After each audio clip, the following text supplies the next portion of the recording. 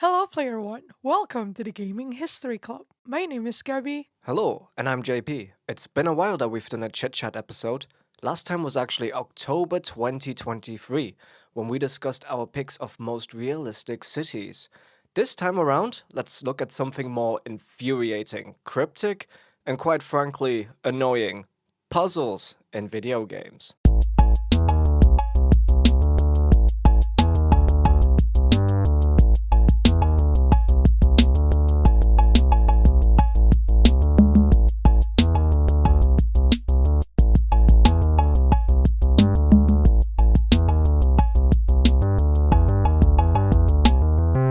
Man, those cryptic puzzles, eh? Although understandably a key ingredient for adventure games, especially like point and click games. Cryptic puzzles can be found anywhere in games though, not only in those type of games, right? Right, that's true, anywhere. It's such a classic video game thing, isn't it? Really, like a little puzzle, Mm-hmm. like a little thing like get the key, find the door. But like sometimes the developers really must think of us as being a lot smarter than we truly are. Yeah, depending on the age of the game, it could be the difference between completing the game or entirely ditching it because you just can't progress anymore. Yeah, that's right. I mean, if you're stuck in a game before the internet, so like before like the mid 90s or before most people had the internet properly, yeah, you better hope that there was a magazine to help you out or they had helplines as well, didn't they? So I know Oh, yeah. I know Nintendo had a helpline and LucasArts sometimes also poked fun at this little Yes. piece of history in their game, putting a fake dude inside the game who is Yes. acting as a helpline. Yeah. Yeah, because to be fair though, with all of these puzzles, when done properly, a player should feel satisfied, like accomplished solving a puzzle or a riddle, especially when using lateral thinking and finding often humorous way to continue in the adventure. Yeah, but when not done properly, it will just cause frustration all the time. So, taking the adventure game style again, you might walk around everywhere like that you've Mm. already been to. Did I miss anything? Is anything to pick up? Doing that pixel hunting stuff, Yeah, kick everywhere in the wall. kick Oh everywhere in the god. wall. The one I dislike the most is where you try to combine every single item that you have in your inventory with Mhm. every single other item in your inventory. Yeah, imagine that if you have like 10 items. Yeah. Well, Or if you don't feel like that actually makes sense or the answer doesn't make sense, that will absolutely frustrate you. but I guess the thing is sometimes it has like especially point and click games, sometimes it has to be really dumb because if Mhm. it's too straightforward all the time, the game's gonna be really short if it's all kind of easy and straightforward. True. And I guess we're now going to look at a few examples where this would make the game a whole lot longer. Yeah. We didn't really want to focus on just adventure games in general though, but of course a lot of our picks and potential picks comes from adventure and point and click adventure games since the entire idea of those games are built entirely by narratives and puzzles or riddles. Yeah, absolutely. We try to think of puzzles in general as well. So if we take the famous water temple, for example, from Legend of Zelda: Ocarina of Time, could we count that, for example? Yeah, of course we can. Absolutely. This is just our chit chat episode. So yeah, we did try to look around, but yeah, most of them will be adventure games, definitely. Yeah, something we personally notice is that language barrier can sometimes be a big cause for confusion. Not in the way you think, though. It's like English and English, to be fair. But, some terms are different, like in American English or in England English. Turns out they are actually separate languages, English and English, two separate languages completely, Yeah, depending on where you are. apparently so, when we look deeper into this. Yeah. Let's explain with our first pick for today, which is Monkey Island 2 LeChuck's Revenge with the Monkey Wrench puzzle. The Monkey Island series is a beloved series of adventure games made by LucasArts and released in 1991.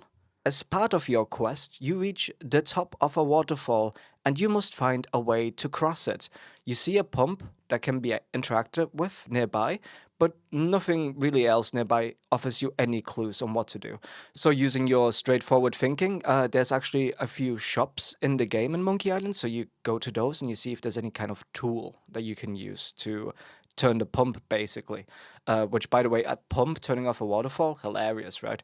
But that would be way too straightforward for a point and click game, and this isn't a walking simulator after all. So, to actually solve the puzzle, the player needs to find a monkey named Jojo in a bar playing the piano, which sounds like the perfect setup for a joke, doesn't it? Yep. There's a monkey named Jojo in a bar playing piano. Nearby, there is an interactable metronome. And if you use a banana from your inventory with the metronome, the monkey will freeze in place in a fixed position. And the monkey can be picked up as an item and used to turn the pump. So maybe the American listeners already got this, but do you guys get it? It's a monkey wrench, right? It's basically like a spanner, you Yeah. know, like yeah. And that term only really exists in the US. Like no one else calls it a monkey wrench. No. No. I think what's really nice is that the director and designer Ron Gilbert listened and acknowledged concerns regarding the barriers for players outside of North America, and he legit apologized to players. And he says himself that the puzzle was his least accomplished in the series. So, what a stand-up guy, Ron Gilbert, as well, to kind of Mm. apologize for this, like making it quite a serious, thing. It's whatever. It's just a game. That's another way of thinking about it. So, Yeah. but still, like, give credit where credit is due. So he obviously is very attached to his art. True. So, yeah. Yeah, and it's actually good games. Oh, I'm sure some would say it's the best point and click adventure series of all time, Monkey Yeah. Island. And, like, objectively, I might even agree because they are fantastic games and hilarious too. Yeah, we kind of have the same experience about this English in English type of Yeah, thing. we do. So, you do remember when we played Shadow of the Tomb Raider that Lara repeatedly and frequently as well, like she wouldn't stop saying it, advises us that she can use the spigot to lower the water level. I remember this. Like, I don't know why, but like she said that like every 30 seconds. Yeah. I need to Like, turn the spigot to lower the water level. yeah, what's a What spigot? on earth is a spigot? It's like over here we just call it a tap, Yeah, guys. Yeah. exactly. What is a spigot? Honestly. I feel really bad because, to be honest with you, our American listeners will be like, yeah, it's just a spigot. It's like, yeah, it's so obvious. See, I thought they called it a faucet as well. Like, you know what I mean? Like I would have understood faucet, but a spigot. I thought this was some incredibly technical, mechanical I thing. know. Yeah, a spigot. It sounds like something really complicated. It's just a tap. Yeah, it's actually quite funny that we were stuck in that part for a while just because we were wondering what a spigot I was. know, yeah. Plus, you've turned a million of these spigots up until that point in the game, but then all of a sudden someone tells you to turn the spigot, and you're like, wait, what's that? Is this Yeah, something I haven't seen before? Have I been playing the game wrong? it's probably us who's just not smart enough. I don't know. Yeah, probably. Most likely, yeah. Most likely. These game developers just think we're really clever. In secret, we just look at walkthroughs the whole time or Google things like, what is a spigot? What is a spigot? Yeah. But the next puzzle, though, actually require you to be quite smart for real. Yes, yeah, and have general knowledge too. Yeah, Mm. exactly. Our next pick comes from a survival horror game of the legendary type, Silent Hill 3, released by Konami back in 2003. Have you seen a little girl? No, I haven't. Don't ask around in the street of that, JP. Yeah, I know, yeah. It's not nice. I'll meet you at our special place. Right, so though in fairness, the game offers two separate difficulty settings, one for action and another for puzzles. No matter if the difficulty for puzzles is set to easy, medium, or hard, the Shakespeare puzzles is notorious. But in a hard difficulty setting, the game really lays it on you thick. And you better be a professional code breaker to solve this one. Alan Turing wouldn't have solved this puzzle, let me tell you. He probably would Yeah, if he he is Alan. knows Yeah, English literature. yeah, he is Alan Turing, after all. Yeah. So unrelentingly presented to the player as one of the first puzzles to solve in the entire game. The player, playing as Heather Mason, must find a 4-digit code for a keypad at a bookstore. The game presents the player with 5 Shakespeare books that have fallen off a bookshelf. They are only numbered, not titled. And there is a memo that can be found to provide the player what only maniacs would describe as a clue to solve this mind bending mentalist of a puzzle. The memo is a long poem with 8 verses and between 4 and 6 lines.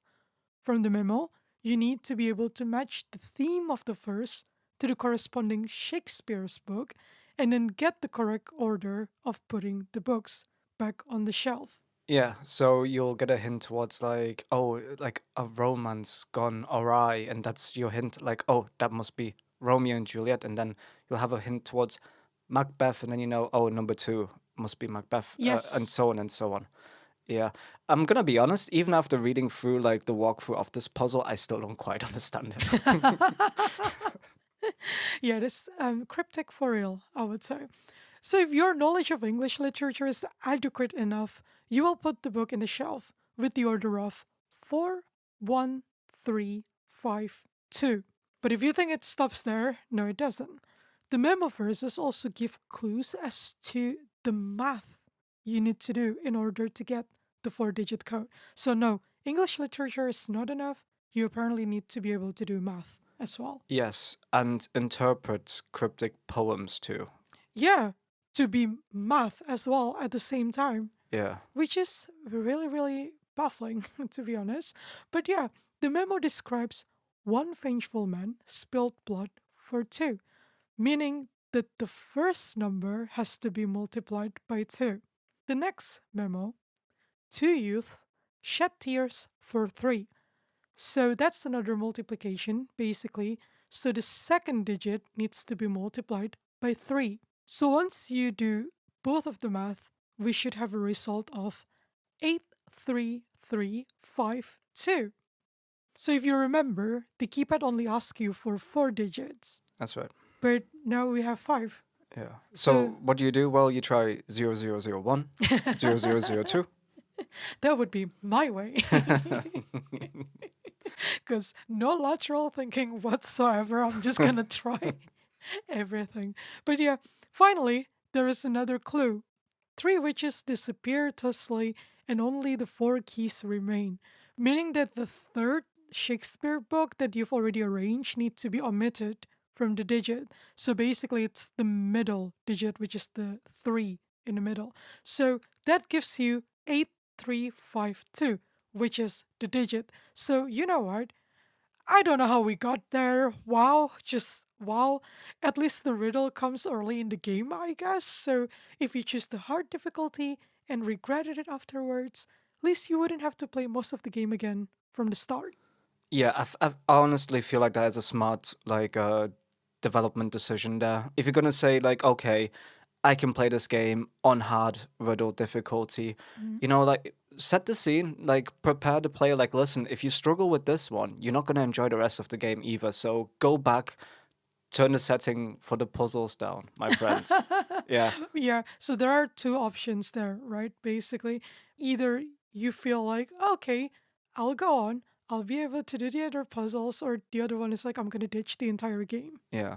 It's a personal nightmare for me with adventure games, definitely, where the riddles assume that you have some sort of general knowledge about something. So, not knowing the name of a common tool like a monkey wrench, or knowing much about Shakespeare beyond he's the guy that wrote Romeo and Juliet, can really throw a monkey wrench into you completing the game. Aha. Next in our list, we have Gabriel Knight 3, Blood of the Sacred, Blood of the Damned, from 1999. And at least this one has a comedic effect, I suppose. Yep. But on a more sour note, this puzzle was very, very heavily criticized. It's been cited by various reviewers and also by game developers, calling it the most stupid, illogical, and irrational puzzle of all time. Actually, the puzzle game and the game's lead designer, Jane Jensen, were so heavily criticized that the entire decline in the point and click adventure game genre as a whole was being pinned on this game, Gabriel Knight 3. Like, why did point and click adventure games kind of die out? Well, at the time, they would have said it was Gabriel Knight's 3 fault. But That's a bit harsh. very harsh, right? Very, very harsh. The objective in this puzzle is to get a motorbike. You, playing as Gabriel Knight, must find a way to impersonate Detective Mosley, who has reserved the motorbike. So it's a rental place, basically, right? So in order to do this, you must get a few items. And most of these are quite straightforward. So you need to get a passport of the detective, which we take from him by distracting the detective with some candy. No donut, no. No, not donut, just some candy. Just some Okay. candy. And we must also steal some of his clothing. And that part is quite straightforward. So what really annoyed people was we need to get some tape and stick it to the bottom of a shed door. And then we spray a cat with water to make it run through it. Using the cat's hairs that are now stuck on the tape, we must use it as a fake mustache. Oh, no. Yeah. The real crazy thing here, though, is the detective doesn't have a mustache. So we draw one on the passport that we stole from him with a black pen. So what's the point of the mustache then? Exactly, and this is what infuriated players, because you don't have a mustache, the detective doesn't have a mustache, but you need to make a fake mustache for yourself and draw a fake mustache on his passport in order to impersonate him. Right. Yeah. So officially, the designers said at the time that they also very much disliked the puzzle, but due to budget and time constraints, it was decided to be kept in the game. And I mean, it could be just an excuse, but I'm kind of willing to believe them, because if you ever ask game developers why certain parts of the game aren't as good as some of the previous games or the other parts of the same game, they always say the same thing. Yeah, time constraints, budget constraints. I'm inclined to believe them here, to be quite frank. So, yeah. Still frustrating though. Yeah. But at least it does have a humorous effect. I mean, Yeah. cat mustache, yeah. Cat mustache. Yeah, so our next pick is Discworld, the Fishmonger's Belt. Some of you might be quite familiar with this one, because this one is pretty famous up there to be within the Cryptic Puzzles Wall of Fame. Yeah, yeah. It's that classic it's a classic example of a zany point and click style puzzle, isn't it? Just really funny, a little bit stupid. Yeah, Yeah. definitely. So, in Discworld from 1995, made by Cynosis, the game is based on Terry Pratchett's comic fantasy book series of the same name. Not quite sure if this puzzle was in the books though. But in the game, the player needs to steal gold items throughout the world. One of those items is the golden belt buckle of a local fishmonger. So, how do you get this belt buckle, you might ask? Well, apparently, you need to steal an octopus, make some aphrodisiac custard, tie the octopus in a string, and hide it in a toilet and cover it with the custard. Then you need to go back to the fishmonger's, place some prunes in the fishmonger's caviar to make him go potty, and go to the toilet where the octopus was, to be then assaulted by a particularly loving octopus, allowing the belt to be taken. I'm speechless. Wow. That's a lot of stuff just for a belt buckle, isn't it? I know, you would have thought that it would be as easy as like distracting the fishmongers, not eliminating him completely. Yeah, I mean, the only, I mean, it's not really a clue, but I remember that the octopus you actually get on the same screen as where the fishmonger is. Yes. So I guess that's like your only kind of clue, right? Maybe I guess I gotta do something with this octopus then. But I guess it's just really tough to make that connection of like I've got the octopus. How do I get a belt using the octopus. And this is where this whole thing comes from with like, oh no, now I have to combine the octopus with every single item in my inventory and click around everywhere. And Yes. this is a good example of that. Aphrodisiac custard, a toilet, an octopus, a string, And and then some prunes. prunes on the caviar. Yeah, like, I mean, they're lucky it's hilarious at the end, because otherwise this would probably be a little bit infuriating as I well. Like, know. wow. Our next pick is Metal Gear 2. Before we had Metal Gear Solid, we just had good old regular Metal Gear. Considered by some to be amongst the best 8-bit games ever made, Hideo Kojima really tested our patience with this one though. Metal Gear 2 Solid Snake was released in 1990 for the MSX2 computer. Being a stealth action game, you wouldn't consider it lends itself to comical, out of the box puzzles, but you would be wrong. The player takes control of Solid Snake, and towards the later part of the game, Snake needs to find his way around a laser fence with no means of unlocking it from the side that he is on. The clue is to wait until it's nighttime, but the game doesn't have a day and night cycle. It's always daytime. So, in order to get this laser to turn off, the player must find an egg and wait for it to hatch. And after befriending your new best friend, an owl, you can show the owl to a guard who will then be tricked into thinking that it is his bedtime, even though it's very obviously the middle of the day. Right. So the egg is basically an owl egg. Yes, So how would you know that that's actually an owl egg? you wouldn't. Okay. You just wouldn't. Yeah. Actually, like, what do you think is inside the egg? The first animal that pops into your head? Chicken. Chicken? Yeah. Yeah. And when would you hear chicken? In the morning, I guess. Yeah. Yeah. Yeah. Yeah. Okay. Yeah. Well, Like, that's a rooster you're talking about. the same thing. Chicken, rooster, whatever. Yeah, so that's quite random. How you're tricking the guard into thinking that it's nighttime. In the middle of the day. Yeah, Yeah. Not a very smart NPC. I guess so. I mean, like, if I'm hearing an owl during the daytime, I wouldn't think that it's nighttime. Woohoo. Right, so we're coming to our last and top pick, which we really think it deserves to be here. It's our opinion, but it's valid. Yeah. Yeah. Yeah. King's Quest 1. One? Yes. Well, just King's Quest. Yeah, it's just King's Quest, sorry. Yeah, so King's Quest, released in 1984 and pivotal in the history of adventure game as a whole, being one of the first popular adventure games to use graphics, as adventure games originate from text-based games. But this puzzle was made all the more frustrating since it's way before anyone could easily find help on this epically cryptic puzzle.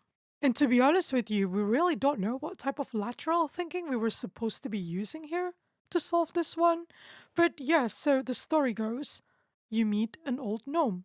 He offers you a vital gift needed to proceed the game. If you can guess his name in 3 guesses. This is a reference to the fairy tale of Rumpelstiltskin, so if you know your fairy tales, you're already one step ahead. But if you didn't get this far, you're in for some serious brain exercise. But here's the catch the gnome's name is not Rumpelstiltskin. You, as the player, will be given a clue if you pick up a note in a witch's house which reads, "Sometimes it is wise to think backwards." So, what is it basically? Nick Stiltzelpmore? Like Rumpelstiltskin backwards? Well, no, it isn't.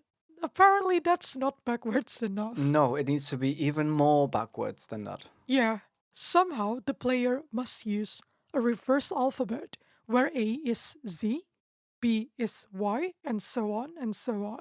Here's another language barrier because I guess our American listeners would be saying Z, not Z. Oh, yeah, you're right.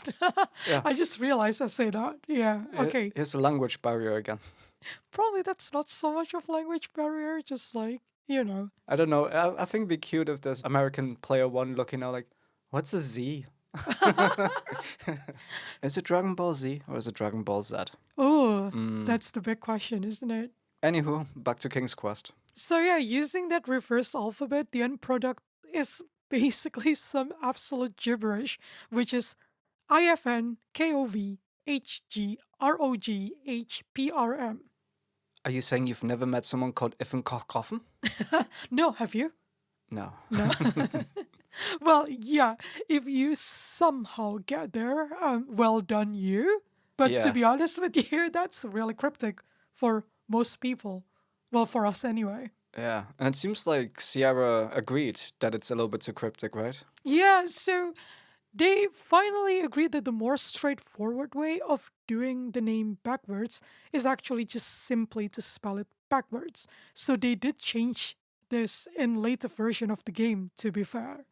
Another thing is, in fairness, King's Quest is set in a world full of fairy tale references, but it still seems hardcore that the player must know the Rumpelstiltskin reference, correctly assume that it is Rumpelstiltskin, find a note not obviously linked to this puzzle because when you find the note, who knows which puzzle does that relate to, and guessing what it meant by backwards, and yeah, you better do it in three guesses or you need to start over. Yeah, the gnome was not lying when he said you need to do it in 3 guesses. Yes, Just like the actual fairy tale. yes.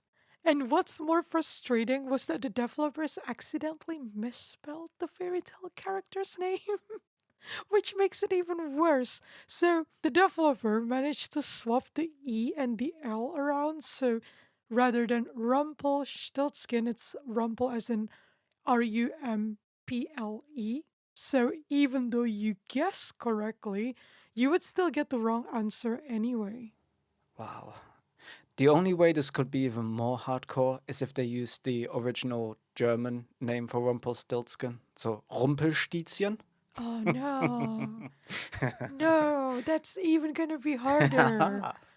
How am I supposed to actually crack that? This is a very cryptic puzzle made even worse by a human error spelling mistake, making it even more confusing. So not only must you crack the cryptic puzzle, you must also account for the creator of the cryptic puzzle to have made a mess. Yep. Yeah. Well, no wonder that's our topic, no?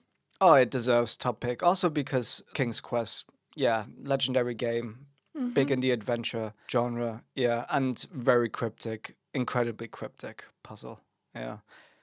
So, thank you for joining us, Player One. We hope you enjoyed our chit chat full of infuriating puzzles. Yeah, what about you, Player One? Do you have any tales of cryptic puzzles yourself? Do you agree with our topics? Let us know by dropping us a message on our website, gaminghistory.club. New episodes of Gaming History Club are released every other Wednesday, so make sure you subscribe and follow us on our social media. We're on Instagram and Facebook as Gaming History Club. Come back in a couple of weeks, Player One, when we reflect on reflections in video games. See ya.